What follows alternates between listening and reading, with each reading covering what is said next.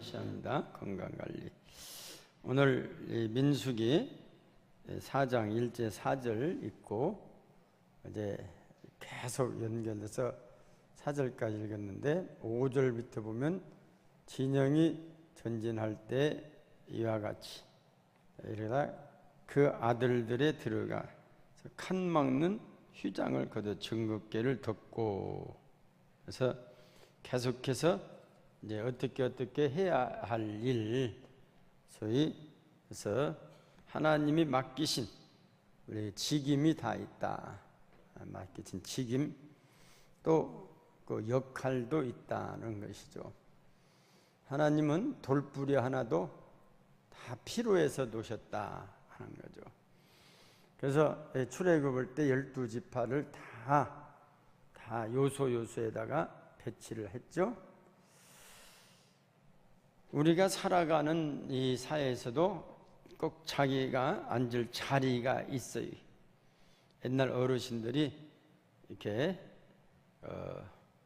명절 때, 추석 때 가면, 또 보통 때 오면 사람이 땅 한 평 차지하려고 그렇게 그냥 아구 싸움을 하고 산다 그래요. 예? 나중에는 땅 한 평 딱 차지한다는 거요. 요즘은 한 평도 안 돼야. 그냥 그렇게 이렇게 이만한 통에다 넣어가지고 한 평이 뭡니까? 한 평 가지면 몇 개가 나와. 그래서 그 자리라고 하는 것이 다 있다는 거예요.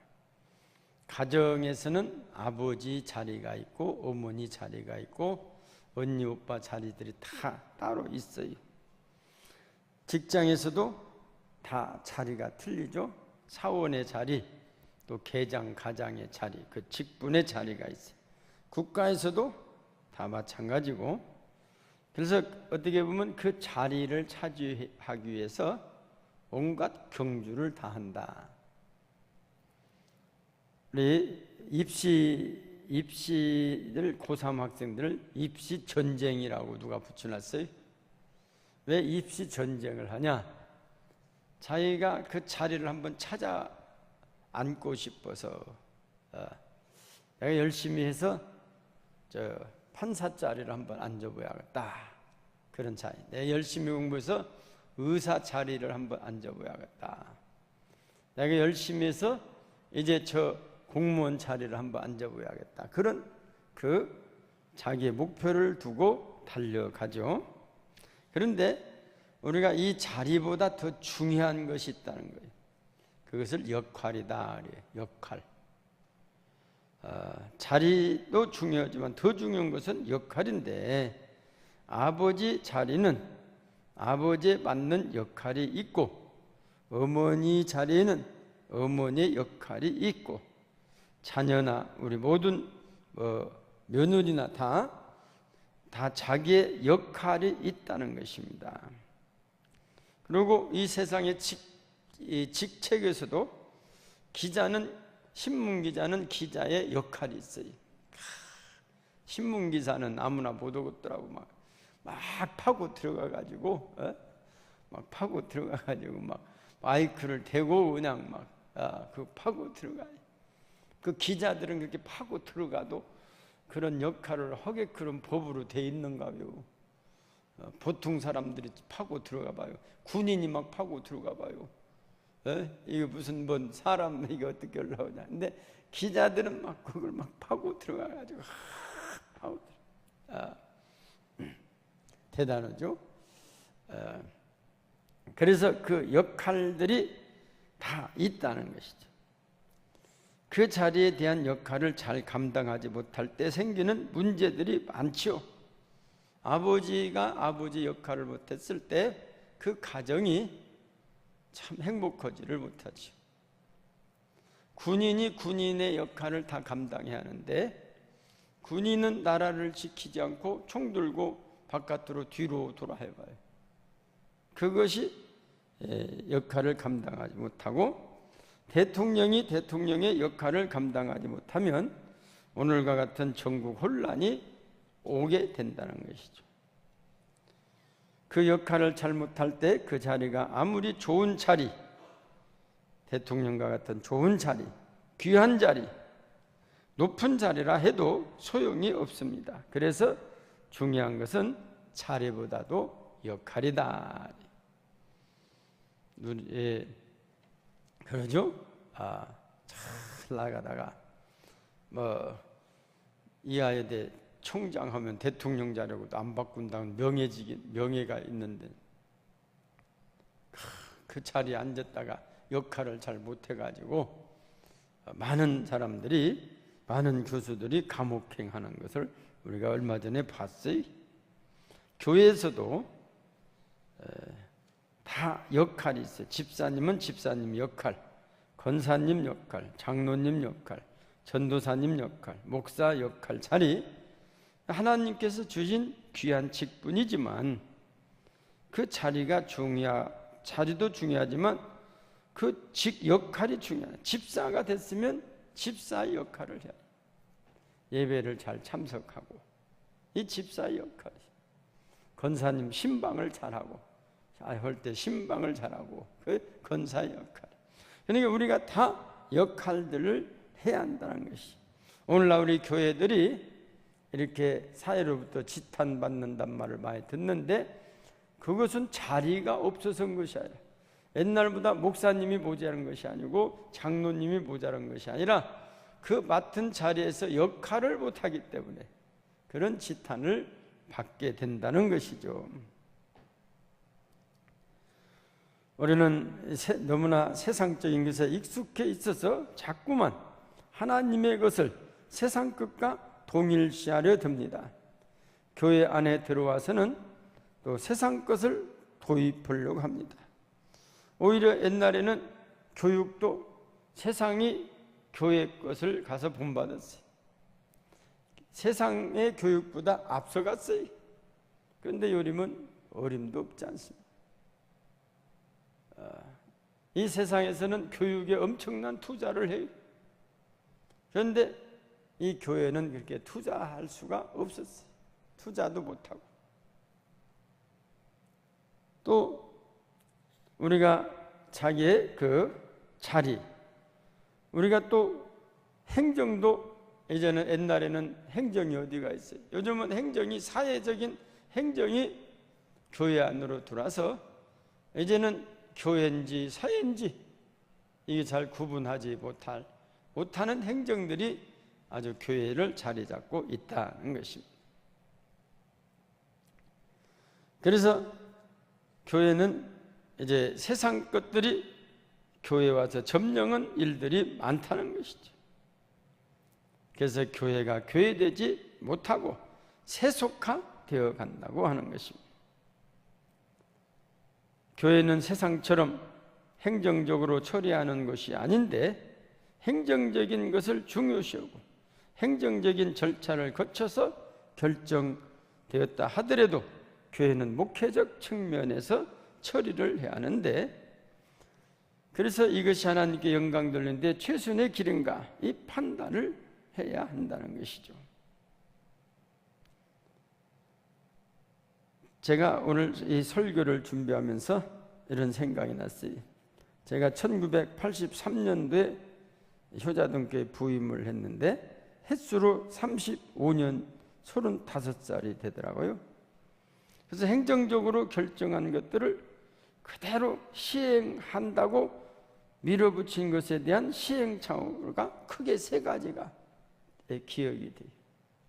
더 많았지만은 크게 세 가지를 잊지 못할 세 가지가 있더라고요. 첫째는 성전 건축한 것에 대한 그런 잊지 못할 그런 일들, 당에서 만장일치로 결정하고 그 당에서 모두가 다 개인적으로 중요한 것이기에 서명을 다 했어. 빈틈없이 결의한 대로 추진했는데 문제는 교회를 한마디로 교회답게 지어보자는 것이었죠. 그래서 이제 모두가 다 만장일치로 재직해서도 우리도 교회 한번 지어봅시다. 아무개 교회보다 더 좋게 지어봅시다. 집이라도 팔아서 이거 지하겠습니다. 그런 분들로 인해서 성전 건축을 하기로 결정을 했어요. 그런데 마귀가 틈을 타가지고 그 먼저 지차고 오는 분들이 목사가 마음대로 고집해서 성전을 크게 건축하고 성전 건축의 공로를 인정받아서 큰 교회로 가려고 한다. 소문이 쫙 퍼졌어요. 그래서 이때 그러면 이런 소리가 있을 때 만장일치로 결정했지만 그러면 나중에 이게 교회를 건축합시다. 그리고 중단을 했더라면 어쨌을 뻔했을까 그런 생각이 들더라고요. 어쨌든 교회를 건축하면서 집이라도 팔아서 지차고 하는 분들이 앞장서서 교회를 너무 크게 진다 해가지고 뒤틀어져 가지고 이제 어려움을 당했죠. 또 두 번째는 교육관을 지을 때 이 생각이 나요. 이 모이고 질 때 당에서 결정하고 재직해서 결정하고 이제 칩시다. 그래서 위원을 만들어 놓고, 그리고 제가 그때 중국을 갔다 왔더니 갔다 오자마자 막 몇 번 모이셨대요. 그래서 뭐냐 했더니 교육관을 더 길게 하자는 거예요. 더 크게 지차고 오는데 좋죠. 얼마나 좋아요. 지금같이 지금보다 이제 5m 이게 그때 설계도가 나왔는데 5m를 더 늘려야 한다는 거예요. 5m를. 5m 그때 잘 늘리긴 했는데 5m 늘리면 얼마나 좋습니까? 그런데 1m 늘리는데 1억이 더 들어가. 이게 그러면 5m 늘리면 5억을 어떻게 하겠습니까? 그랬더니 특별히 항존직들이 다 모여서 5억을 만들기만 하면 늘리는 게 좋겠다. 1m 늘리는데 1억이요. 그러니까 5억을 돈을 어떻게 만들어야 하는데 항존직이 1,000만 원씩 이렇게 헌금하면 다 안 되지만 50명이 안 되죠. 그래도 이렇게 5m 늘려서 짓는데 힘이 되겠다. 그러고 저 끝났어요. 1,000만 원씩 내면 되겠다고 끝났는데 그 다음 주일날 제 딸이 청년부였는데 청년부에서 청년 하나가 예배 마치고 외장을 쳤다는 거예요. 다음 주부터는 우리 가족은 효자등교회 안 나온다. 회장을 쳤다. 왜 그러냐 했더니 목사님이 돈만 줘갖고 우리 아빠 보고 1,000만 원 내라고 했다고 교회를 안 나온다고 했다는 거예요. 그러더니 아니나 다를까 다른 이제 나갈 때 같이 따로 나가더라고요. 거기서는 아마 1,000만 원도 더 냈을 것 같아요. 근데 그때도 그냥 돈이 없는데 뭘 합니까? 결정했지만 그냥 5m 줄여서 이렇게 그냥 지어버렸더라면 어떨까 하는 생각도 들더라고요. 그러니까 모든 것들이 다 결정했다고 해가지고 다 좋은 것이 아니에요. 그것이 목회적 차원에서 마치 국회에서 다 결정했더라도 대통령이 판단해서 통치권적인 권한을 대통령에게 주어서 대통령이 이제 결정할 수 있는 그런 권한을 국가에서도 줬지 않습니까? 그래서 또 하나는 노란 손수군대에 대해서도 목회적 차원에서 추진했을 것을 하는 생각이 들 때가 있었어요. 노란 손수군대를 3년 하기로 해서 1년 했는데 그 다음부터 못했어요. 첫 번째 1년 했을 때 한 77명이 등록해서 절반 정도가 교회에 정착을 했어요. 근데 그 다음부터 해야 하는데 이제 전도의 열기가 안 오니까 줄어들어 가지고 계속해서 답보 상태로 나왔다.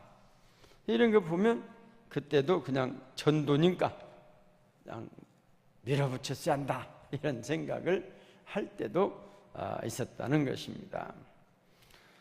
오늘 본문 내용의 말씀은 네이 자손들이 장막 봉사를 위해서 계수함을 받는 모습입니다. 그 네이 자손에는 게르손, 고핫과 무라리 자손들이 이제 49절까지 계속해서 설명이 나오죠. 그런데 이 게르손 자손, 고핫 자손, 무라리 자손, 이게 보면 30세에서 50세까지 다 계수해서 사람들로 하여금 봉사하도록 하였다는 거예요. 그러니까 당시 회막은 오늘날 교회당처럼 한 장소에 고정되어 있었던 것이 아니라 하나님의 명령에 따라서 이곳저곳으로 옮겨 다녀야 했던 것이죠. 그런데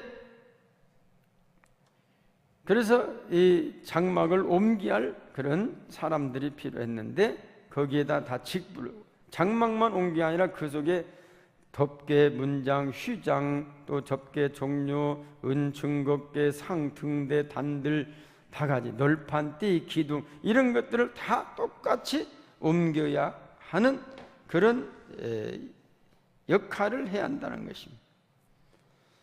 이것은 오늘날 교회도 똑같이 적용되는데 오늘 우리도 이러한 원칙에 따라 일을 감당하면 보다 효율적이고 가시적인 결과들이 나타나 하나님께 더 많은 영광을 올리게 된다는 것입니다. 그 분담 원칙은 뭐냐? 하나님은 해야 할 일과 해서는 안 될 일도 나누어서 주었다. 해야 할 일과 안 될 일. 그래서 이제 다 하라고 하지만 게르손 자손은 또 고핫 자손에게 그들이 해야 할 일뿐 아니라 해서는 안 될 일까지도 이렇게 맡아주셨는데 성소와 지성소에 있는 지성물들이 얼마나 중요한 것입니까?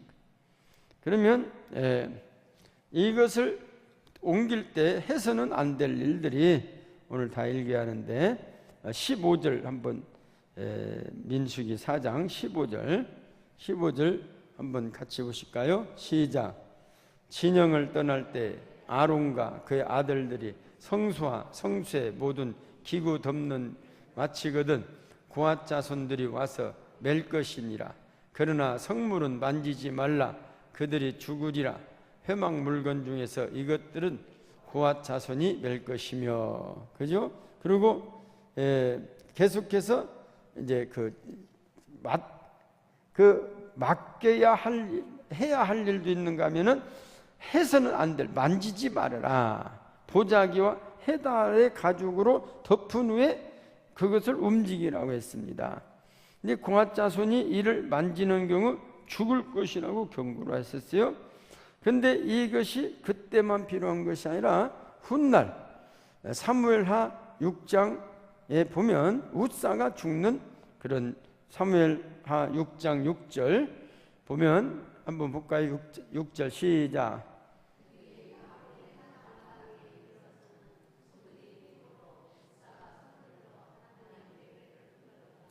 여호와 하나님이 웃사가 잘못함으로 말미암아 진노하사. 6절에 웃사가 무엇을 붙들었어요? 하나님의 계를. 그러니까 이게 지금 이 고핫 자손들에게도 만지지 말라 했죠. 그래서 여호와 하나님이 웃사가 잘못함으로 말미암아 진노하사 그를 그곳에서 치시니 그가 거기 하나님의 궤 곁에서 죽으니라. 해서는 안 될 일을 하면 안 된다는 것이죠. 우리도 보면 그래서 하나님께서 법궤가 흔들려 떨어지는 것을 붙잡은 웃사가 왜 죽어야만 했는가? 왜 하나님이 진노를 했는가? 그런 의문을 갖게 됩니다. 그러나 그 말씀을 잘 살펴보면 웃사는 하나님이 명하신 대로 행하지 않았기 때문에 심판을 받았다는 것입니다. 그래서 이 법궤는 이게 어깨에 메고 가야 하는데 벌써 첫 번부터 잘못됐어요.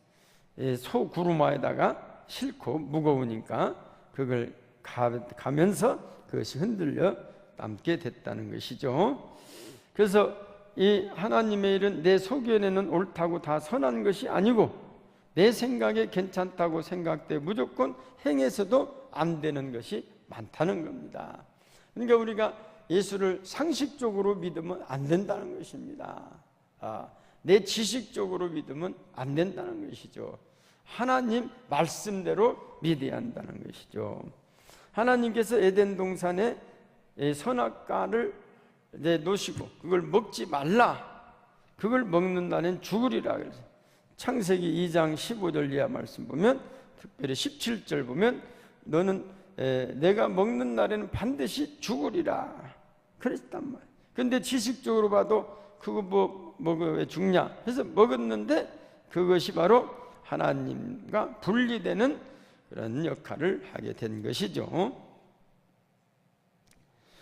이것을 위하여 예수 그리스도께서 십자가에 달리셔서 우리의 모든 죄값을 청산해 주시고 대속해 주심으로 그것을 믿는 자마다 영원한 생명을 주시고 하나님의 자녀가 되는 권세를 주겠으니 이 복음이요 놀라운 하나님의 은혜라는 것입니다. 그러므로 우리는 모든 일을 하나님의 법대로 하나님의 지시대로 행해야 한다는 것이죠. 하나님께서는 하지 말라 또 해서는 해라 하는 일들이 있다는 거예요. 10계명도 보면 1계명서 5계명까지는 하라 그랬어요. 또 하지 마라. 그래서 하나님만 섬기라. 또 안식일을 또 섬기라. 또 부모를 공경하라. 여호와 이름을 망령되이 일컬지 말라. 또 이렇게 우상을 섬기지 말라 하라는 것도 있지만 또 부모를 공경하라, 안식일을 기억하라, 내 하나님만을 섬기라 이렇게 했지만 또 하지 말라는 말씀들 많이 있죠.